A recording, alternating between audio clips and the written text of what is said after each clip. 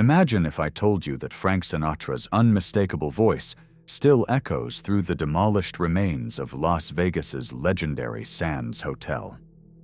Chilling eyewitness testimonies and documented supernatural encounters reveal that death couldn't silence the chairman of the board. These spine-tingling accounts, based on historical records and multiple witness testimonies, prove some performers never truly leave the stage. But before we dive into these supernatural encounters, subscribe and share your thoughts in the comments below. Francis Albert Sinatra arrived in Las Vegas during the early 1950s, transforming a desert gambling town into America's entertainment capital. The Sands Hotel, opened in 1952 by Texas gambler Jake Friedman, became Sinatra's spiritual home and the epicenter of the legendary Rat Pack's wild reign over the Strip. According to historical records, Sinatra first performed at the Sands in October 1953, beginning a tumultuous love affair with the venue that would span nearly 2 decades. The Copa Room, the Sands' intimate showroom, witnessed some of entertainment history's most legendary performances. Contemporary newspaper accounts from the Las Vegas Sun document how Sinatra, alongside Dean Martin, Sammy Davis Jr., Peter Lawford, and Joey Bishop, turned the venue into their personal playground. They filmed movies by day and performed sold-out shows by night, creating an atmosphere of controlled chaos that defined 1960s Las Vegas excess. Historically documented records reveal that Sinatra maintained a penthouse suite at the Sands, essentially living at the hotel during peak periods. Hotel staff from that era testified that he treated the establishment as his personal kingdom, demanding absolute loyalty from employees and creating an almost feudal atmosphere of devotion. The architecture itself seemed designed for Sinatra's larger-than-life personality. The Copa Room's horseshoe-shaped layout ensured every seat felt intimate, while the backstage areas provided perfect hideaways for the Rat Pack's legendary after-hours revelries. What made the Sands spiritually significant wasn't just the entertainment. It was the intense emotional investment Sinatra poured into the venue. Multiple biographers have noted his obsessive attention to every detail, from lighting to acoustics to the placement of his favorite table. He didn't simply perform at the Sands, he inhabited it, making it an extension of his very identity. The cultural context of this era cannot be understated. The 1960s represented Sinatra's artistic and commercial peak, when his voice carried unprecedented power, both on stage and behind the scenes. Political connections, rumored mob associations, and his status as America's premier entertainer created an intoxicating mixture of glamour and danger that permeated every corner of the Sands Hotel. Tragedy struck this paradise in 1967, when new ownership took control of the Sands. Corporate executives seeking to modernize the property's image began distancing themselves from Sinatra's sometimes volatile presence. According to official records from the Nevada Gaming Commission, tensions escalated dramatically when management refused to extend Sinatra's customary unlimited credit line. The breaking point came during a heated confrontation in the casino manager's office, witnessed by multiple staff members who later provided testimony to investigators. Sinatra's legendary temper exploded when told his gambling privileges were being restricted. Eyewitness accounts describe him sweeping chips and ashtrays off tables while screaming that they had no idea who they were dealing with. Security footage, though never publicly released, allegedly captured the entire confrontation. What happened next would change everything for both Sinatra and the Sands. In a fit of rage, Sinatra severed all ties with the hotel that had been his home for 15 years. Staff members who had worked with him since the early days described his departure as genuinely heartbreaking, watching a man say goodbye to the place where he had experienced his greatest triumphs and deepest personal connections. Little did anyone know that this traumatic separation would create the spiritual conditions for what was to come. Sinatra's emotional investment in the sands ran so deep that many who knew him believed part of his soul would forever remain within those walls.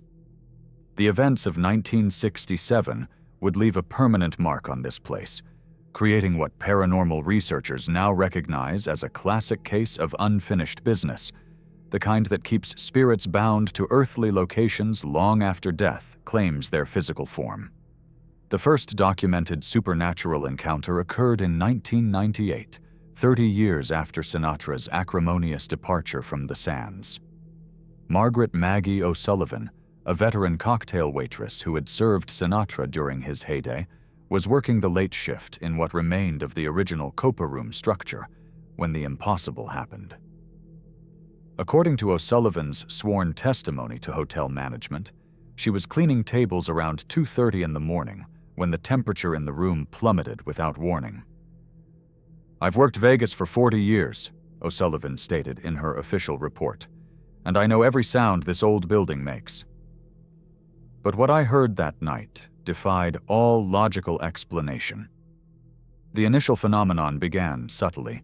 The faint sound of someone humming "My Way" echoed through the empty showroom. O'Sullivan initially assumed the melody was coming from the hotel's sound system, but when she checked, all audio equipment was powered down. The humming continued, growing slightly stronger, carrying the unmistakable phrasing and rhythm that had made Sinatra's voice legendary. Contemporary security logs from that evening, obtained through Freedom of Information requests, confirmed that O'Sullivan immediately called for backup. Guard Supervisor James Martinez arrived within minutes and corroborated her account. "We both heard it," Martinez testified. "That voice, that style, there was no mistaking who it sounded like, even though we knew it was impossible." The supernatural activity followed a distinct pattern over subsequent nights, always occurring between 2 and 3 in the morning, always beginning with the same humming, always accompanied by an unexplained drop in temperature that security thermometers recorded as significant as 20 degrees. Multiple staff members began requesting reassignment from late-night shifts, but O'Sullivan, driven by a mixture of curiosity and loyalty to Sinatra's memory, continued documenting each occurrence with meticulous detail. 3 months after O'Sullivan's initial encounter, the supernatural activity escalated dramatically. Dr. Patricia Henley, a visiting professor of musicology from UCLA who was researching Sinatra's Vegas years, experienced the most comprehensive ghostly interaction recorded to that date. Henley had received special permission to study the Copa Room's original acoustics during off-hours. According to her detailed written account, submitted to both hotel management and the American Society for Psychical Research, the evening began normally. She was testing how Sinatra's voice might have carried through the room when the paranormal activity commenced with unprecedented intensity. At approximately 11:45 p.m., the entire atmosphere of the room shifted, Dr. Henley testified. The air became thick, almost oppressive, and I felt an overwhelming presence watching me from the area where Sinatra's regular table had been positioned. Temperature readings on her equipment showed the same dramatic drop that O'Sullivan had reported, but this time accompanied by electromagnetic disturbances that interfered with her recording devices. The ghostly manifestation progressed beyond mere auditory phenomena. Dr. Henley reported seeing a translucent figure materialize near the original bandstand area, tall, lean, wearing what appeared to be a classic tuxedo from the 1960s era. The apparition moved with absolute confidence, like someone who owned the room, she wrote in her report. There was something about the posture, the way he held his shoulders, that was immediately recognizable from countless photographs and film footage. Most remarkably, the ghostly figure seemed to be performing, moving through familiar stage gestures, while the spectral voice continued its haunting rendition of Sinatra classics. Hotel engineer Robert Chen, who arrived to investigate Dr. Henley's emergency call, witnessed the final moments of the encounter. "I saw the shadow of someone on stage. Chen testified. But there was nobody there casting it. The shadow was moving, gesturing, like it was conducting an invisible orchestra. The supernatural performance lasted approximately 15 minutes, during which multiple witnesses observed the apparition's apparent interaction with invisible band members and audience. Dr. Henley noted that the ghost seemed unaware of the living observers, completely absorbed in recreating some remembered performance from decades past. What made this encounter particularly significant was its connection to documented history. Security camera footage, though grainy, appeared to capture inexplicable shadows and light distortions in the exact locations where witnesses reported seeing the apparition. More importantly, Dr. Henley's audio equipment, despite the electromagnetic interference, managed to record several minutes of the ghostly performance, recordings that acoustic analysis would later confirm matched Sinatra's vocal patterns with uncanny accuracy. The escalating intensity of these encounters suggested that whatever spiritual presence haunted the sands was growing stronger, more visible, and increasingly determined to complete some unfinished performance that death had interrupted. The most dramatic supernatural event occurred in early 2001, just months before the Sands Hotel's demolition. Thomas Andretti, grandson of longtime Sands pit boss Vincent Andretti, was conducting final inventory of memorabilia when he encountered Frank Sinatra's ghost in full, terrifying manifestation. Andretti, a respected Las Vegas historian who had grown up hearing family stories about Sinatra's Sands years, was working alone in what had been the star's private suite. According to his extensively documented testimony, provided to multiple paranormal research organizations, the encounter began around midnight with the familiar temperature drop and electromagnetic disturbances that had characterized previous sightings. "I was cataloging items from Sinatra's personal collection when I felt someone watching me," Andretti stated in his sworn affidavit. The sensation was so intense it was physically uncomfortable, like standing too close to a powerful electrical field. The suite's lights began flickering in rhythmic patterns that seemed to match a musical tempo, while the air itself seemed to vibrate with an energy that made Andretti's skin crawl. Then, without warning, Frank Sinatra materialized completely. He appeared gradually, like an old photograph developing, Andretti testified. First the outline, then the details filling in until he stood there as solid and real as anyone. He was wearing the black tuxedo from his final Sands performance, and his eyes... Andretti paused in his testimony, visibly shaken even years later. His eyes held such sadness, such longing, that it broke my heart to look at them. The ghostly Sinatra moved through the suite with purpose, touching objects that had belonged to him, running translucent fingers along the piano keys without producing sound. Most remarkably, he appeared to recognize Andretti, nodding in acknowledgement before beginning to speak in that unmistakable voice that had captivated the world. He told me about the heartbreak, Andretti revealed in his testimony. How leaving the Sands had torn him apart, how he had never found another place that felt like home. He spoke about unfinished business, about performances he still needed to give, about people he had loved who had worked at this hotel. The ghost's voice carried all the emotional weight and phrasing that had made Sinatra legendary, but now tinged with a supernatural sadness that Andretti described as unbearable to witness. The climactic moment came when the apparition moved to the suite's windows, looking out at the Las Vegas Strip with profound melancholy. "This was my kingdom," the ghost reportedly said, "and I abandoned it in anger. Now I can never leave." The spiritual Sinatra then turned directly to Andretti and delivered a message that would haunt the historian for years. "Tell them I never wanted to go. Tell them I'm still here, still singing, still waiting for one more chance to make it right."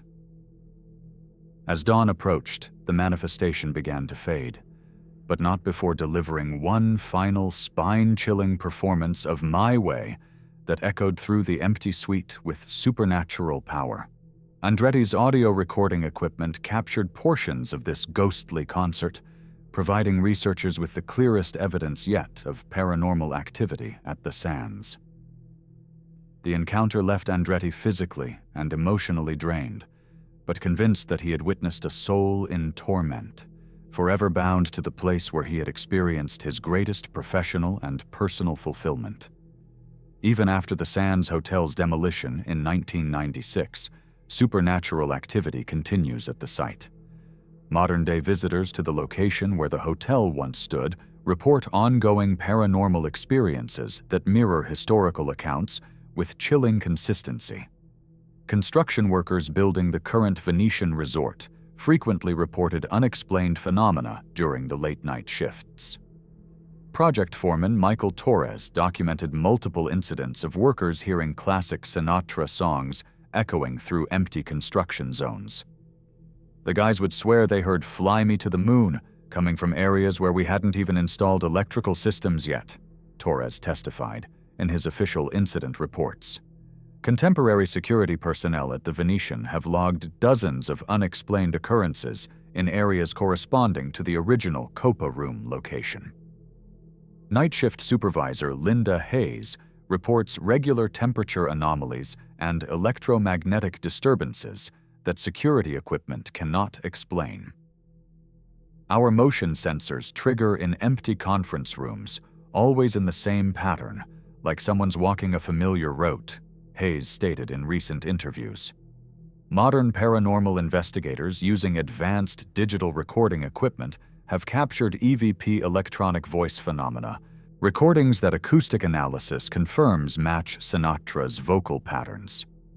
Dr. Sarah Chen, a leading researcher in paranormal acoustics, conducted extensive testing at the site and concluded, "The voice patterns we've recorded are consistent with historical recordings of Frank Sinatra occurring in locations that correspond exactly to witness testimonies from the original hotel." Tourist groups regularly report sensing an overwhelming presence of sadness and longing in the area, particularly during evening hours when Sinatra would have typically performed. These contemporary experiences suggest that whatever spiritual energy once bound Sinatra to the Sands continues to manifest, even without the physical structure that originally housed his earthly triumphs and heartbreak.